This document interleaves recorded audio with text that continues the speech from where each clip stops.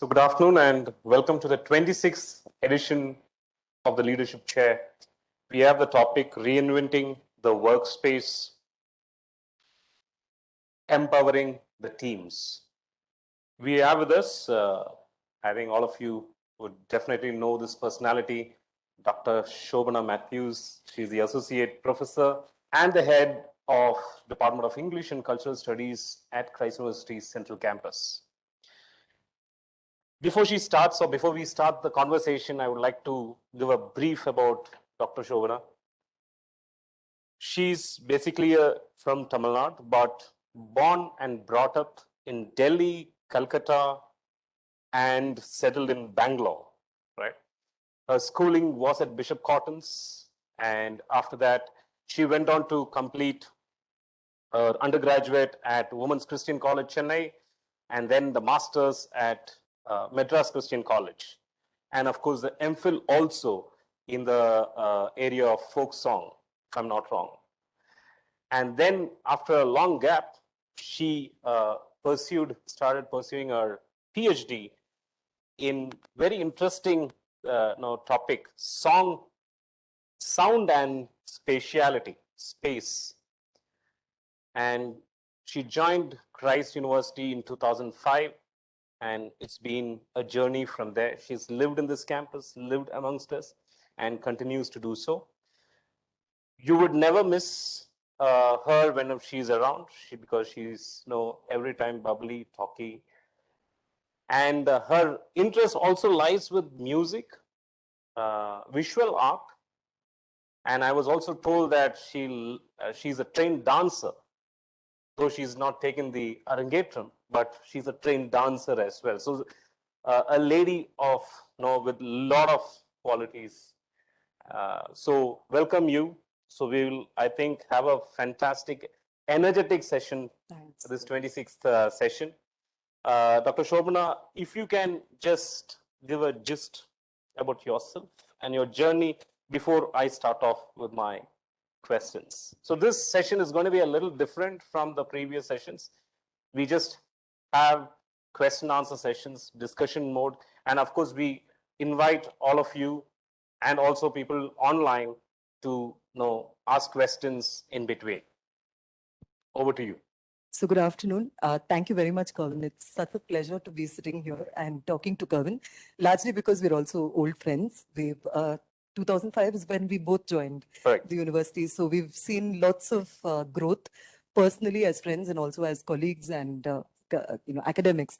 And it's really exciting. I mean, Kevin, you said so much about me, which I didn't, there's nothing more to add except that before I didn't land up in teaching. It wasn't a choice. I was a rebellious teenager and a young person, and I didn't want to teach because I came from a family of academics. And so I did a little while in advertising, which is a very different field from what we are doing now, but some things that I learned from there stand me in good stead. One of them is deadlines mean everything, and creativity and structures. So that's about the only thing which you didn't mention about me. And so I'll add that. And thank you, Kevin, because it's nice that we can do this like a conversation, because there's, as you all know, I'm the newest entrant into the League of Heads of Departments. I've just been, heading this very vibrant team for a year.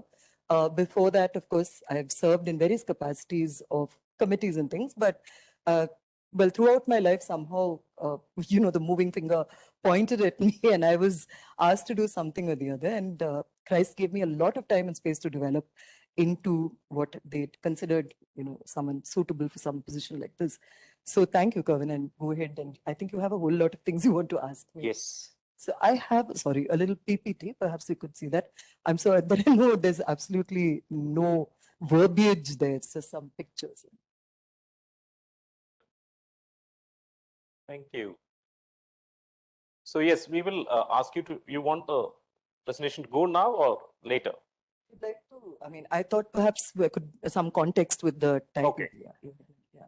So before we get into this, I know you are leading a team of at least 31 members in the department. So that's a huge number compared to certain departments like us, but ours.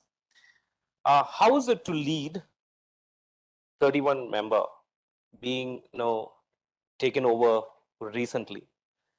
That's one thing. But before that, you also said that you were a rebellious student or child, whatever. So can you give us some experiences that you had in your master's or your undergraduate, which led to develop your leadership qualities?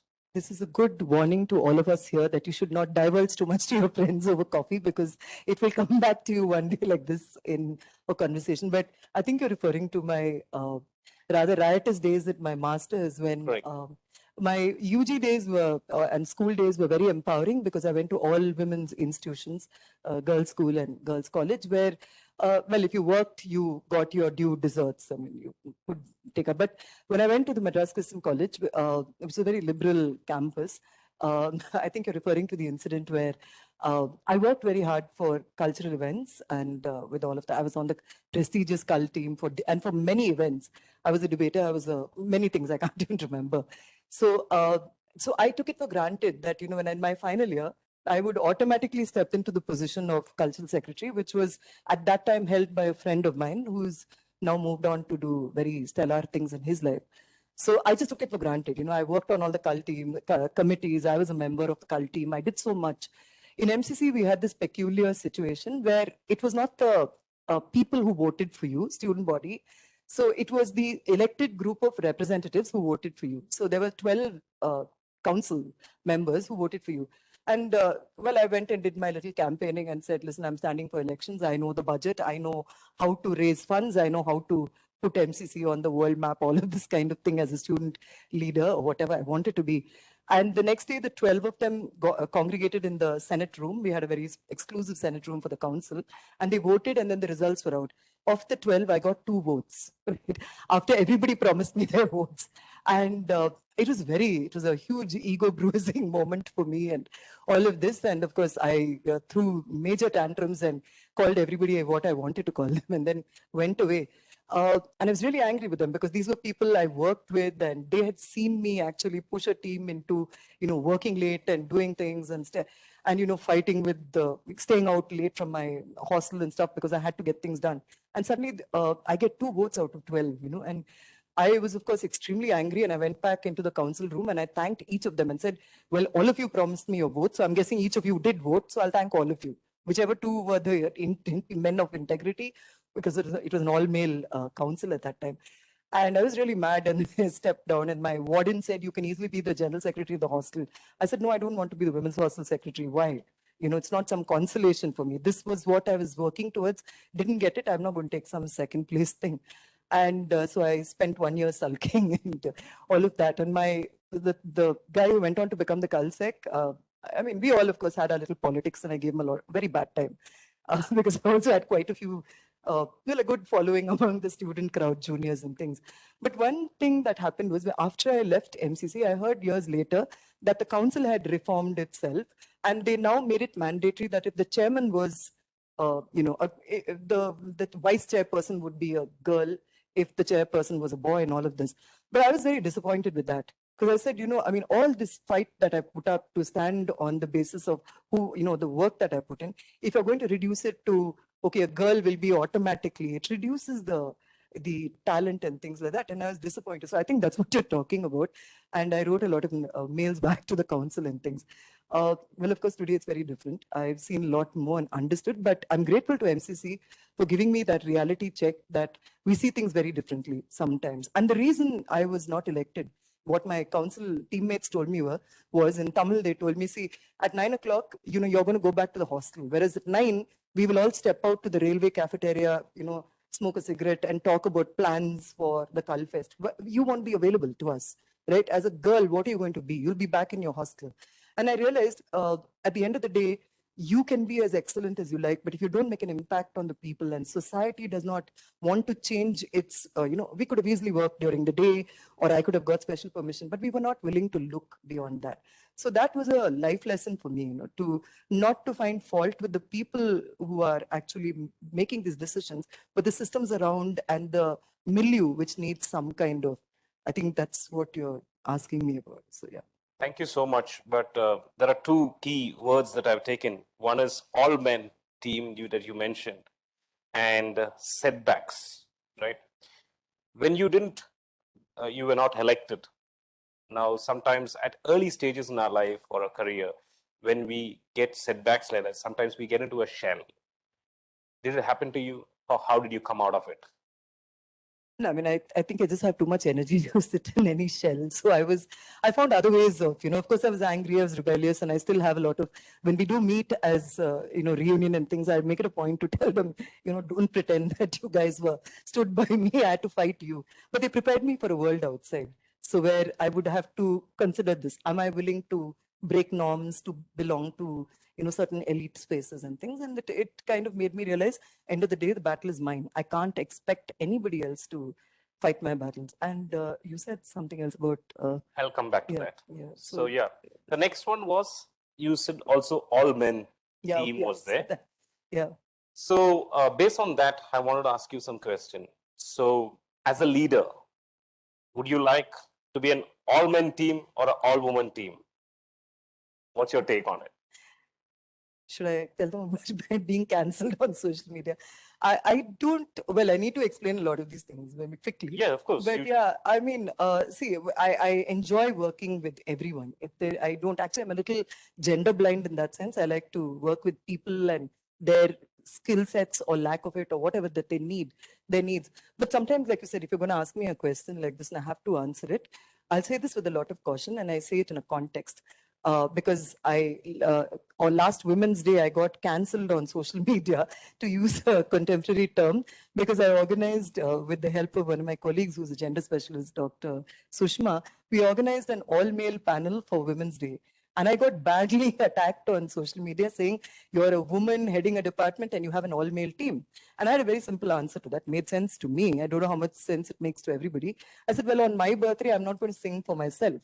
I expect people to come and, felicitate me or, appreciate me or even promise me that they will be around as my friends.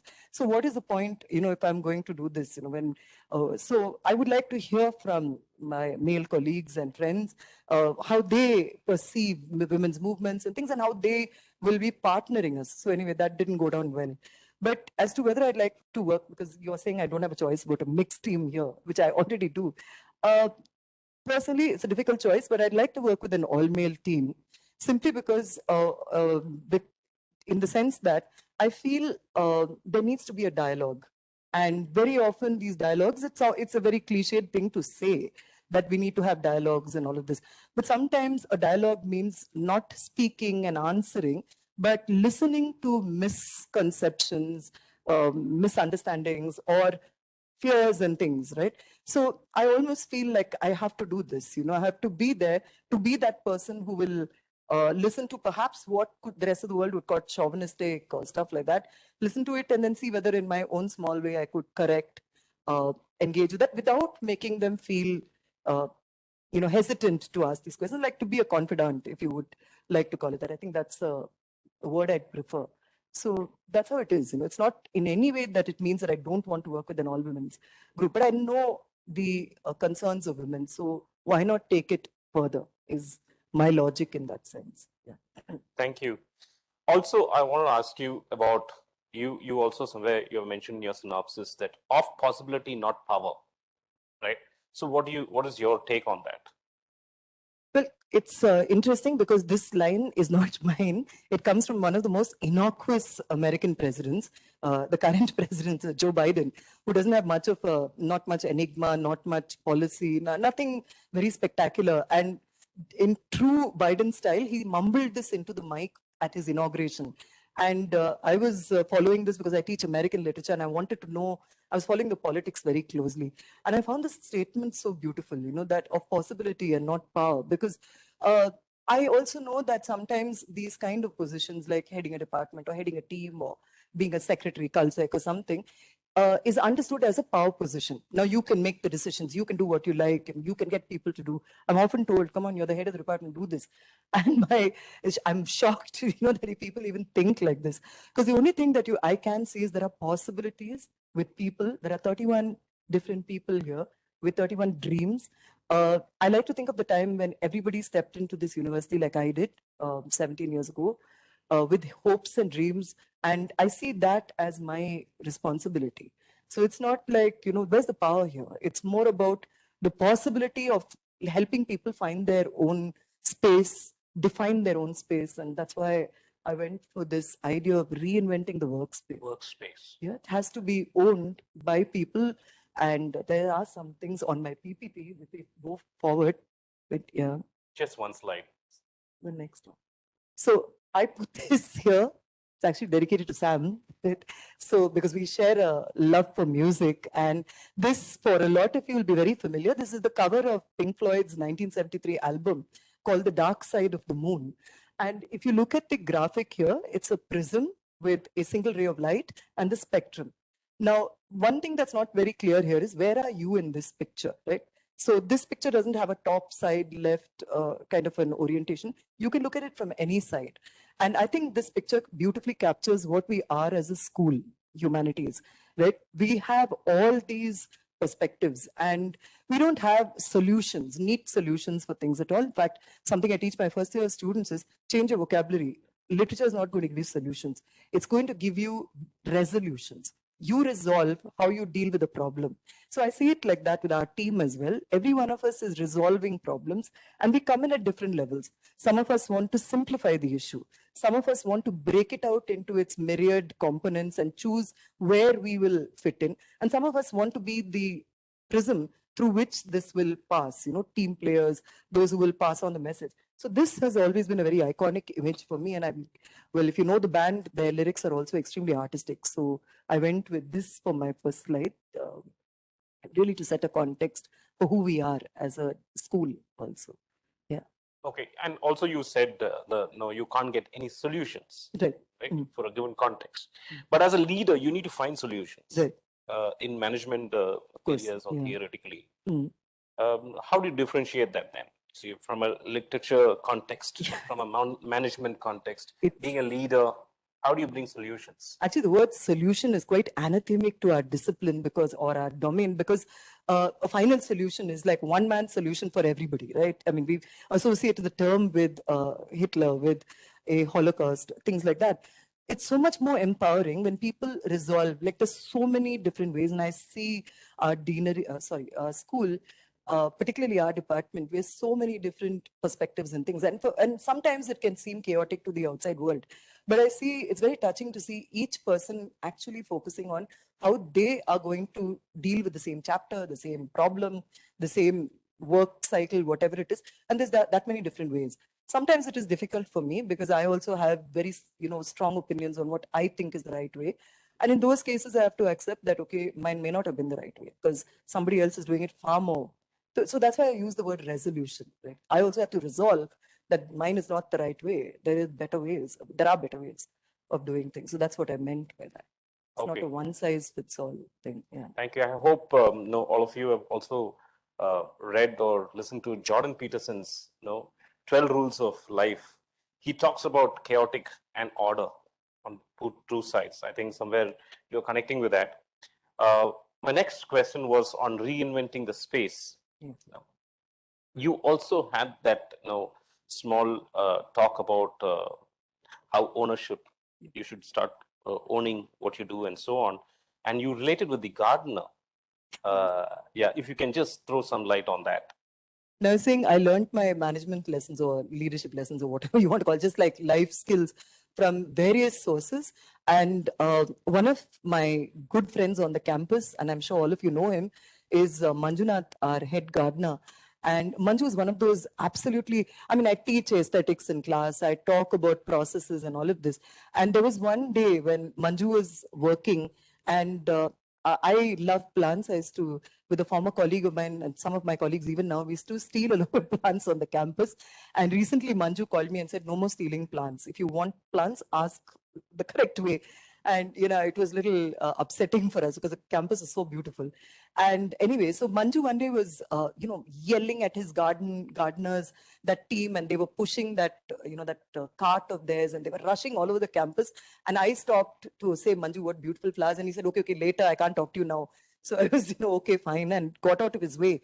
And then he was screaming at people and they were all running around. And then he yelled at me again because I was standing in his way. And I moved out. And later I asked him, I said, Manju, what is happening? I thought there's some visit of some, knack or something like that happening. And he said, you're asking me, you're a professor here, you don't know. I said, no, I'm not sure what this fuss is about. And he said, see, today's the last working day. Students will come for their hall tickets and all of that. And we have spent one whole month or 2 months growing these flowers in the back greenhouse, the nursery, I'm sorry. Yeah. And he said, we did all of this for the students and we did all of this for you all to see. So, don't get in my way. I need to put it fast before the students come in for their hall tickets and things. And I was just thinking to myself, I did not see the significance of the last working day, the campus, the aesthetic. And if you just look, this morning we were, in Nandini, the kind of colors he uses, and it's such an artistic perspective of this whole campus. And he does all this for us. He was telling me, and I thought to myself, everyone who talks about this university, before they talk about anything, talk about the campus and its beauty. They're not, of course, the buildings are spectacular, but these are what make the campus the campus. And I don't know how much time we have for all of this. And Manju explained this to me, and I sent my Pillsville team out to interview him. And he was so excited, he took them to the nursery and showed his favorite plant and explained the growing techniques and things. And I realized, I mean, this is the kind of pleasure people take in. And he told me once, I go home every afternoon so I can spend time with my infant son, things like that. And I realized there's so many priorities he has, which, became very, very humbling for me. We remain good friends to this day. I don't get in his way anymore. So would you connect this and relate it with account? Yeah. Pardon? The next The slide. next slide? Yeah. Okay. Yes, Yeah. I was telling you. So I just put some paintings together. So yeah. So would you relate that with accountability and responsibility, which you wanted to also showcase in your Right. synopsis? Absolutely. In fact, when I put this painting, of course, it's very common. It's The Persistence of Memory by Salvador Dali. I use all of these in my classes. One is, if you notice it, what it does is, because we have this very fixed idea of time. We all assume time is this 24-hour cycle, and or the 60, 70 years that we live productive, and that is defined by society, what a productive life is. But these are the images I have in my mind when we talk about time. Time is something fluid, something that we can reinvent. And it is possible for us to find these little spaces and gaps and time to smell the roses and to look at the campus or to do whatever. And this is fascinating. The words accountability and responsibility were taught to me since I was fourth standard, that's 8 years or whatever, when I was at Bishop Cotton's. In Cotton's, we were never called good girls or bad girls. We were always called a responsible girl. And, we waited for that moment when some principal would, call you and say, you're a responsible young woman or whatever.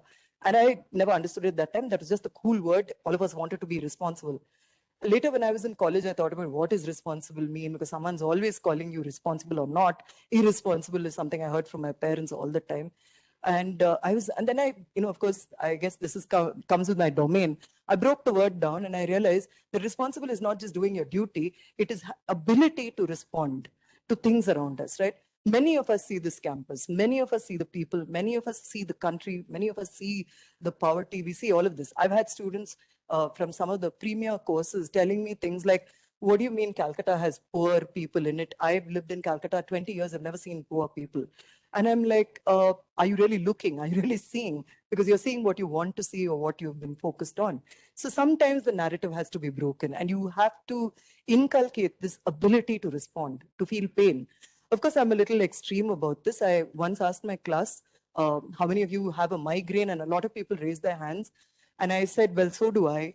And I said, let's pat ourselves on the back because we belong to that group, elite group, which is able to experience a kind of pain which not everybody else feels.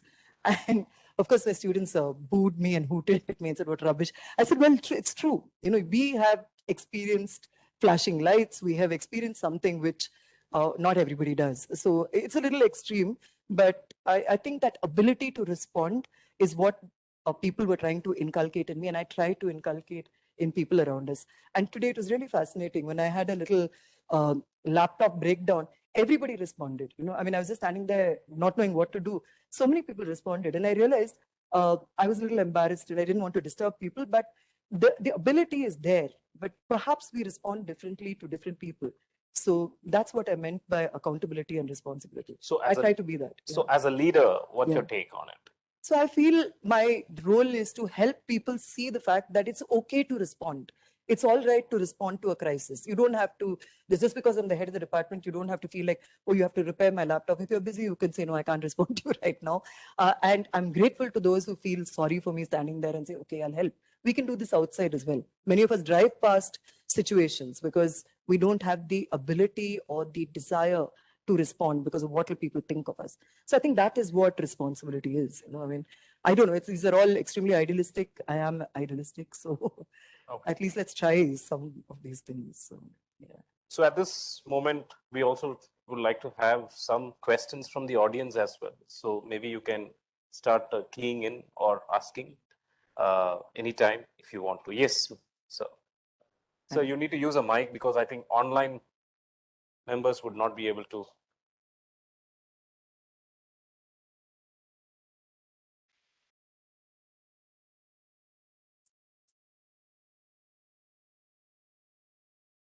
It will not work.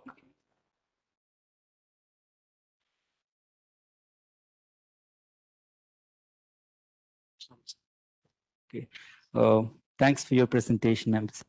What is interesting to know, listen to your speech actually. One clarification I need. You said you would like to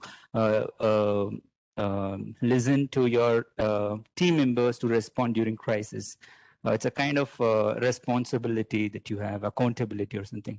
When you get responses from your colleagues or from your teammates, all responses are not equal, not in the same level. How do you see the responses that you get from your teammates in different timings?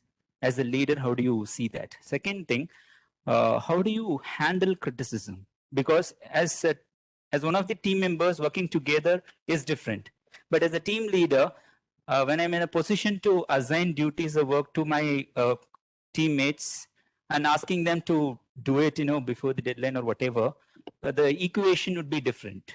So you may be facing a lot of criticism, during that time. How do you handle that? Thank you, sir. There's two questions there. The first one was about responses and how do I prioritize? Well, at least I've learned and I'm learning that there's also a situation at hand. And sometimes we have to look at the larger good. So, what is going to work at this situation may not work. For instance, the justice system. If we could just make one judgment, we wouldn't have court cases each time the same crime is committed. So I do believe that circumstances change and people do things. Some of our most, what we would call efficient faculty who hand in papers on time might on an occasion just not be able to do it for certain personal reasons. Now, I can't use the same yardstick there because I know that, this is someone who's, and some people who have problems with certain things, you need to, find ways and stuff. So I think, yes, it is, I'm also lucky in that sense or blessed that my family is largely self-sufficient now. My sons don't need me all the time. So I do have more time than, say, those with young families. I respect that. And I also realize that the set of problems that I have faced cannot be mapped against everybody's problems. Sometimes the same problem two of us face, we react, like I said, respond differently. So it is my role, job as duty as a leader, team leader, to be able to, empathize, to be able to go into different situations. It is tiring at times. Also, I must acknowledge the fact that I come from a department that I belonged to for 16 years. So I was a friend to a lot of people. Here I am still, I hope. And, sometimes you also need to realize and respect that, that people function differently. So I'm well known for my very balance. At least I pride myself on a sense of logic. That's not always useful. Sometimes you have to be compassionate. That doesn't come easy to me. And so I have to, suppress the immediate, like what I would say to my students, like, I don't care. A deadline is a deadline. I have to care because these are the people who, I am accountable to. So that is how I would look at that yeah. He didn't give me much choice. It's not like I want to, sir. That was the choice I had because I'd like to hear what exactly is their, apprehensions or fears about, which they can't ask maybe somebody else for fear of being rejected or laughed at, those kind of things. So that is I have a team of philosophers, so I like our discussions. So thank you so much, sir. So Kelvin sir, Yeah. I'm here in online. yes, Sorry for the interruption. Yeah. You are talking about, ma'am is talking about, the problems and efficiency, and even she was talking about leaders. So the moment when I hear the word leader, two things it comes to my mind. Number one is efficiency, and another one is effectiveness, right? And both are entirely different. Number one is doing right things. Number two is doing things rightly. I think Madam got this point. Yes. Being a leader, can you please kindly describe a situation in which you did all the things right, but where still it becomes unsuccessful, right? In those kind of situations, what did you learn from the experience, ma'am? So when you talk to a new leader, this is like a daily situation. You think you're full of energy and you think you're doing the right thing and everything, and then you end up, ruining things which are. So I mean, well, yeah, I don't pretend to be a very efficient leader, nor a very effective one. I'm only trying to just hold together a team of just trying not to get in people's ways. That's, I think, I describe leadership, role as, let me just not interfere in people's excellence. Everyone has the potential. So in that sense, effectiveness and all of that, we're all adults here. Everybody in my department, at least, is, accomplished in their fields. So it's like, who am I to sit and tell them what to do? All I need to do is free up little, spaces for them, allow them space to be who they are. Occasionally, well, it's like, I think this is why I'm so fond of Manju, because we have very similar jobs. We have to, sometimes trim what is just growing a little too wild, or, put something in the sun when it is needs, like plants need a little sun, plants need water, don't overwater, don't drown them with your attention, give space, all of that. And also, I think everyone knows that I'm an extremely flawed person, so they all sympathize with me, I think. So in that sense, I guess it's better to be vulnerable than to be in that position where you're telling people what to do. I mean, so I don't know if that answers your question, sir. I can't see. Was that? Thank you, ma'am. Thank you very much for your response. Yeah, please. thank you, sir. Thank you so much. You also, yeah, we can go to the next slide. You also spoke about empathy, right, which is also your next point. And whenever somebody empathizes, they get into an emotional kind of exhaustion. I think you somewhere mentioned that. How, as a leader, you take up these and balance it out? And what is your advice to people or to your own team, because they would also go through the same thing? Emotions, I think, are very important for us. And if I just spoke about responding, so I mean, we respond from emotional spaces, and it takes time before we can intellectualize a process and things. I put this painting here. It's one of my favorites. It's by a Pakistani painter called Kishan Khanna, and it's now in the NGMA. It's an expressionist painting, and it has, if you notice, no clear definition, right? It's like, yeah, you just feel something here. And, I mean, if you recognize the Bandwala, it's called the Bandwala, because if you keep looking at it, I spend a lot of time, I have a copy at home, and I spend a lot of time looking at it, largely because I think to empathize, you need to break down your own barriers and boundaries, right? I can't be me all the time. And, there are people who have different perspectives on things. I may not agree with them, but at that point, I have to be who they are. It is emotionally draining for me. But I thrive on a lot of emotional drama. So some of my good friends will, attest to that. I don't like leading these very linear, well, what I would consider boring. So I'm always there. Like, I mean, if someone has some kind of, I try to see things from their perspective. And also, well, I'm old now, so I also can point out that, listen, I've been through similar situations. I dealt with it this way. Of course, I'm saying this in very idealistic, ideal tones. I may not be so polite. I might just say, listen, grow up, deal with it. I've dealt with it, you deal with it, kind of thing. So I think also it's one of the strengths of our department is we have a sense of celebration and a sense of humor. So there's a lot of laughter. If you ever visit us, please do visit us on the first floor, block 1. You will find a lot of hilarity and laughter. And sometimes I walk in there and say, if you're laughing so much, no one's going to take us seriously. I do understand that laughter is a good cope mechanism. And every person who is sitting there, and the people who are laughing the most are the ones dealing with the deepest struggles. So I don't disrespect it. So these kind of things really help. And like I said, breaking down these barriers and shapes, I am this, you are that, helps in empathizing, and so it's fluid. Because I know, and I keep saying it to all 29 members of the faculty, any one of you is going to be in this hot seat tomorrow. So, don't look at me for the answers, but prepare the answers you will have for when you have to deal with these situations. And if you have an answer, please help me out with it, because I'm not trying to impose my views. I hope, that kind of thing. I know from some of my colleagues who have also warned me that if you're this, if you're, it's all newbie kind of stuff, you're going to learn to take tough calls. I have to, I guess, so far. Yeah. Thank you. So you also advise that there should be sense of humor at workplace. Definitely. Okay. So another thing that you mentioned was celebrating at workplace. So can you elaborate on that? What is that celebration of workplace? Yeah, so a couple of things about humor before we go on to the celebrating. I think I'm really blessed to be in this deanery. Our dean is someone who has a fantastic sense of humor. I mean, I take it hope from he's there. There are some brownie points. So it's okay. There are gifts under your chair if you're here, kind of thing. So Dr. Kennedy has one of the most, he's really hilarious sometimes when we sit down, and his candor, he just say things, and then there's a sense of trust that is fostered among all of us. None of us have this sense of fear of our dean. We walk in there with our jokes, and at the same time, he can be very, is quite a taskmaster. I hope he's not listening. But, the thing is, we spend more of our time on this campus. In fact, I know my colleagues better than sometimes I know my extended family. Of course, my children, yes, but extended family, that hardly I know everything that's happening here. Sometimes I've been told, by friends, is there something as, too much information about families? But I think my openness has also helped me because people know my vulnerabilities. And like you're saying, celebrating our workplace. I don't even know, whether we understand how much we need to light up the space. Because I also did my thesis, my research on spatiality.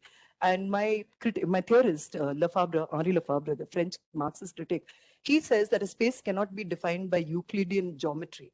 Of course, we will say a room is 40, plot is 40 by 60 or whatever.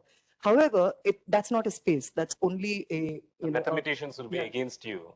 Father Joseph is not Father here. Joseph is not here. They're here. So, a space is defined by culture and by the practices of that space and the people who practice things in that space, right? So the university is the university because of us, our practices, our research practices, our joy, our sorrow, our shared, moments. And so I think this is very important that we spend, I don't believe in this concept of work-life balance because that separates and brings in a duality. It's not like we don't work at home and that we don't live here. We live here and we work here and we live and work at home. So of course there are different contexts, but I do believe that we need to celebrate our workspace. And I found that the only way to do that is to allow people to grow and not be, coldly professional. So I actually wanted to share a couple of photographs here. From my friends within the department and this is from Dr. Madhavi, if she's here. Madhavi takes the most, of the Department of Psychology, she takes the most beautiful photographs. And she takes a lot of pictures of monuments and a lot of places. This is our campus. And what I love about this is a piece of macro photography. I'm not into photography, so forgive me. It's beautiful, and it's probably a tiny little flower, which a lot of us didn't have the time to stop and look at. But she did it, and she's a psychologist. It's not necessary that she deals with aesthetics and that kind of thing.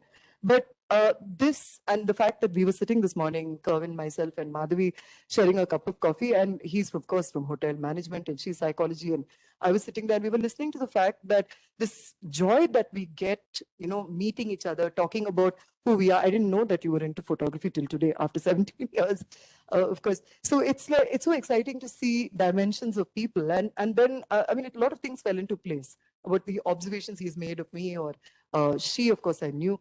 And this is one absolutely beautiful photograph, and this is somewhere in our campus, which makes me, and I know Bidyut also takes beautiful photographs. In fact, Madhavi suggested I ask you for pictures, but I didn't have the time. I couldn't find you. So sorry, Bidyut. So anyway, everyone knows your talents. And so Madhavi too. The next picture also, this is from your thing, ELR. food photography, and it's so beautiful. Look at the colors, look at the textures and things. I mean, I could wax eloquent. And this is the workspace. I mean, how do you go home and tell your family, I'm miserable at work, when there are these moments? I mean, yeah, of course, sometimes there's a little bit of inbreeding which happens. Our social lives are here, our friendships are here more than outside, but I've learned to celebrate it. I've been in this business too long to say, I must have a separate social life. My best friends are here. I work with people outside who may not be so good, so it's okay. The next photograph that I'm going to show you, this is, I'm so proud of, brings tears to my eyes. This is Bhavani's work. That's Bhavani there, for those who don't know her, but I'm sure she's very well known. This is a collective book that we put together from the Department of English and Culture Studies. Bhavani and Dr. Meenakshi edited it. If you buy the book, please buy it and read it. Every one of us in the department, almost every one of us in the department contributed in our own ways, creative writing, because that is our core strength. More than research, creative writing is ours. So we have established poets like Dr. Bidyut and Dr. Abhilash, who's a writer and all of that, and Bhavani herself. This cover was designed by Bhavani. Now, all of us expect English teachers to be writers and all of that, but how many of us are aware of artistic skills and the amount of thought which went into this design skills and all of that? I was really thrilled with it because she also made me work late nights and do some illustration for the book and things like that. And I found I had a very different perception of her as a very efficient but distant colleague. But the kind of respect that this drew, in me, and I got to know her family, I got to know, because, late night we were sending each other pictures and saying, how does this look? And you asked me about criticism, sir. I could tell her that, maybe the colors, change the colors, I don't like this as a background. I'm a little thin-skinned, it's difficult. I do react strongly to criticism, but I've learned to, filter out what hurts me and listen to what's good for me and things like that. I have really good friends who've, in fact, I did a brief stint at Theatre Studies where I realized that everything works on feedback. And they are so good with listening to audience feedback and harsh criticism. I've been really harsh. I can give criticism, but I can't take it so well. So I learned there that, when you give something, you got to be able to take it also. So this for me was very exciting because this is also representative of tribal art and took so much of empathy to be able to belong to one community, to understand somebody else, to bring it together. So this was exciting for me. Bhavani also writes poetry. I was asking her today, the reason I'm talking about is we were talking together in the staff room and I said, she sent me a poem. Unfortunately, Bhavani, I can't read it. It's too tiny to read, but it's all there in the book, inspired by the campus, right? And a lot of us are, I'm only talking about our department, but I'm sure my friends across the university find ways to celebrate the space that we're in. Because we're here, whether we like it or not. And when I was thinking about humor on the campus, Dr. Vageshwari ma'am, if I can bring in an old incident, ma'am and I have even pranked the deans sometimes. And I only dared to do it because ma'am was on my side. We have written letters asking for documents from the XYZ committee and really created confusion in the dean's office. And then I went run to the dean and said, listen, we were joking because every day we get a new mail saying this is required. Of course, I would not recommend anybody does this because your deans are not going to appreciate this. But I only did this because, well, ma'am, it's your fault. So you started this.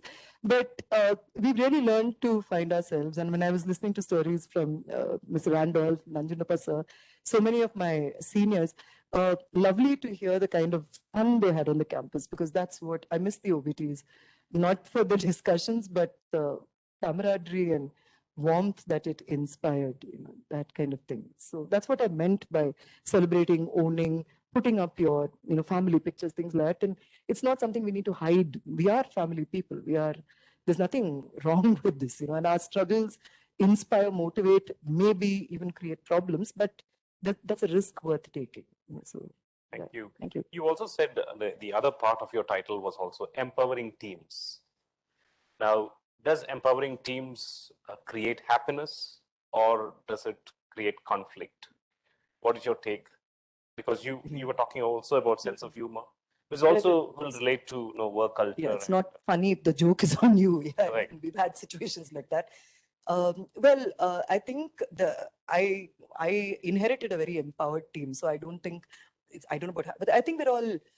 Well, what is happiness? We can go. Vidyut can tell you more about this than I can. if we are going to be looking at, states of bliss, that's not going to happen.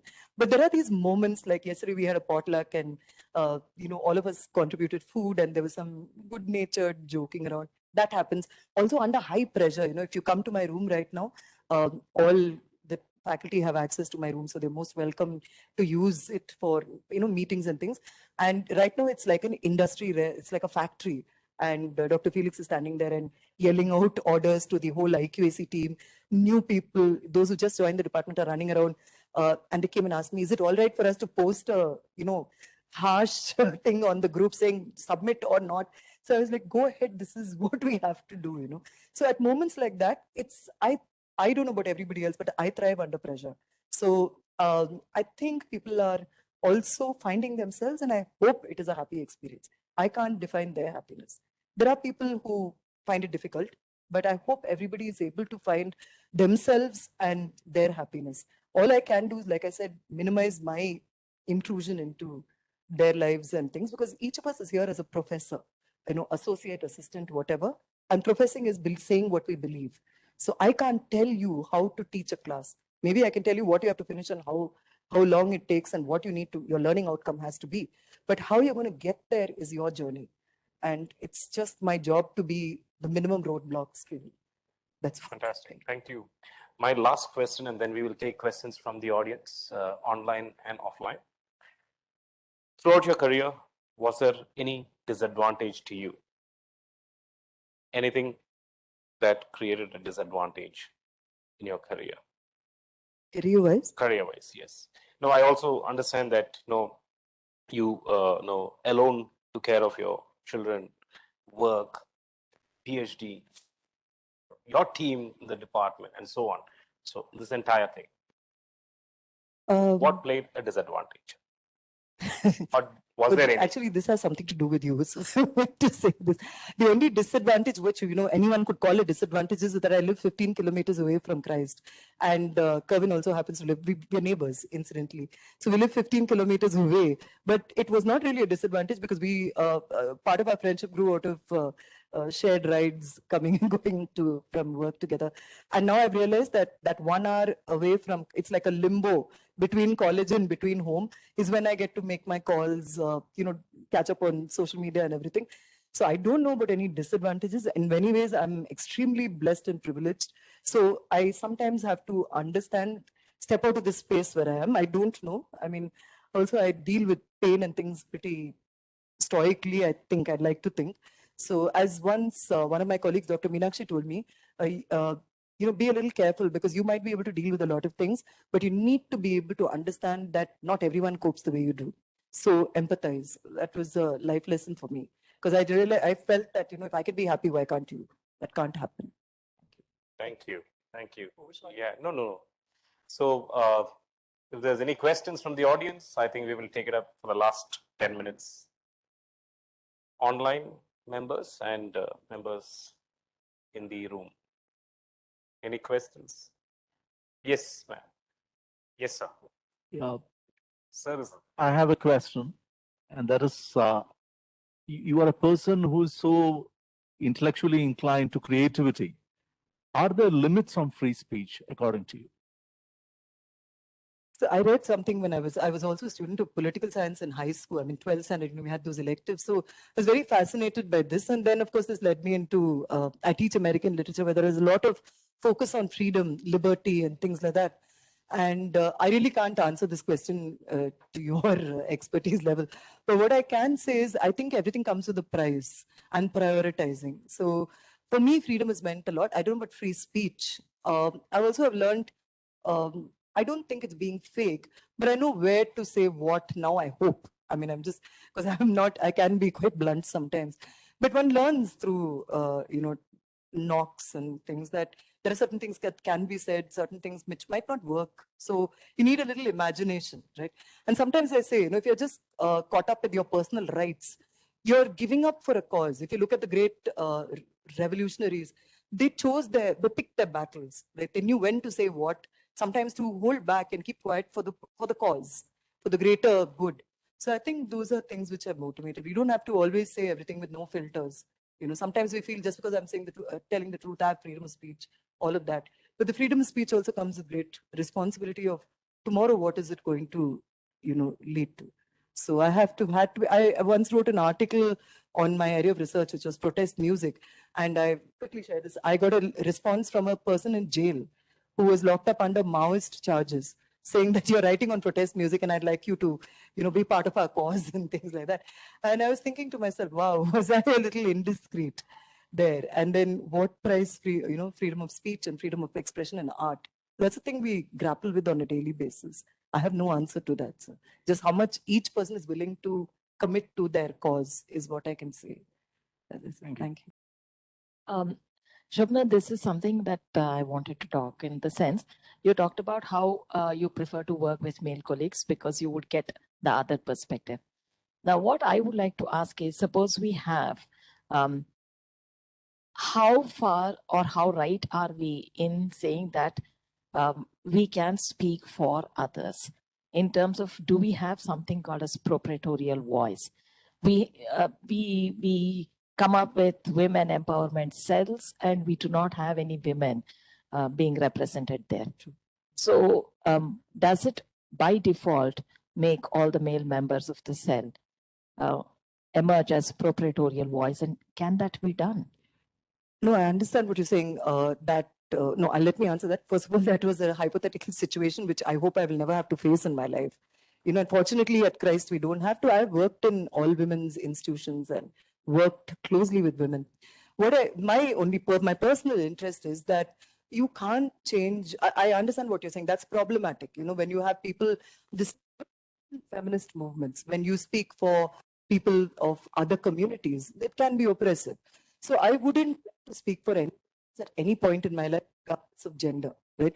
Unless specifically there is a need for me to use my space to speak for someone, where I've been asked to speak for someone because they cannot articulate themselves or are, in a position of such vulnerabilities.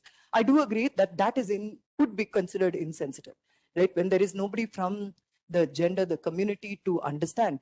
But the hypothetical question that Kerwin put across to me, I would like to say, my only point was that here I am willing to be the person who can answer some of the questions you may not have wanted to ask. So you realize that a lot of men, today particularly, masculinity also needs to be discussed with our children, with our sons, with our partners. Somewhere, some kind of a dialogue has to happen. Perhaps sometimes we accidentally shut it down in the name of activism. People are even afraid to approach someone. So I don't want to be the person who shut down somebody's innocent query or foolish query, which I could have sorted out and then regret it forever. That's all I meant. It's not that, I would happily work for anyone who is needs my strength. I was not looking at what you would do, but then, in But terms I believe I wish more can people we ever, would, talk for others is something that. No, I don't think so. I really can't. That's why I kept specifying the fact that I can only speak unless somebody has, commissioned me to speak for them. In which case, I would expect them to share all their, concerns with me before I speak for them, is what I'm saying. It is a difficult issue. Thank you very much, ma'am. So happy to hear voices that are very affirmative for the humanities and social sciences. And for example, you did specify the need for looking at the person beyond the professional, and also acknowledging the space over just the mere place, all of that, and also for referring to humor as something that is essential and not something that could be a side accompaniment or any such thing. My question was one about gender and the role it has. It has played in your context and how you see it beyond that. At some point, you did mention that gender. I prefer to be gender.